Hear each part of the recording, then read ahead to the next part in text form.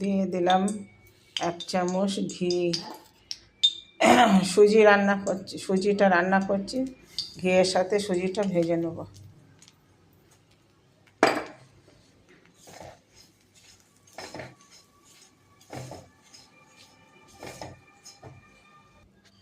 আর সুজিটা ভাজা হয়ে গেছে।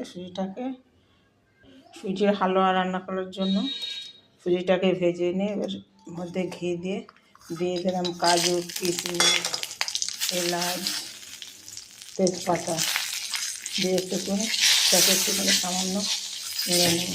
দিয়ে দিলাম চিনিটাকে,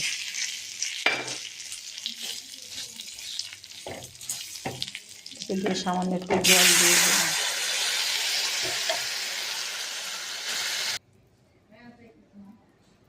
সুজি হালুয়াটা রান্না করার জন্য জলটাকে ফুটে গেছে, সুজিটাকে দিয়ে দিলাম। হালুয়াটাকে ভালো করে নাড়াচাড়া করে নেব। কিছুক্ষণ ফুটিয়ে নেব। সুজি হালুয়াটা রান্না কমপ্লিট হয়ে গেছে।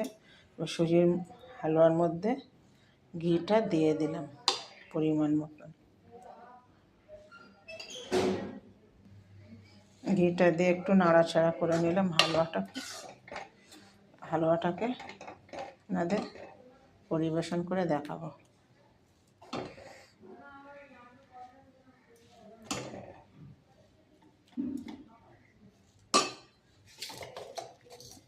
তো সুন্দর এইভাবে আপনারা সুজির হালুয়া করে বানিয়ে খাবেন 10 মিনিটে। থ্যাংক ইউ, ধন্যবাদ। শুভ সকাল। আমার ভিডিওটা ভালো লাগলে একটা লাইক করে সাবস্ক্রাইব করে দেবেন।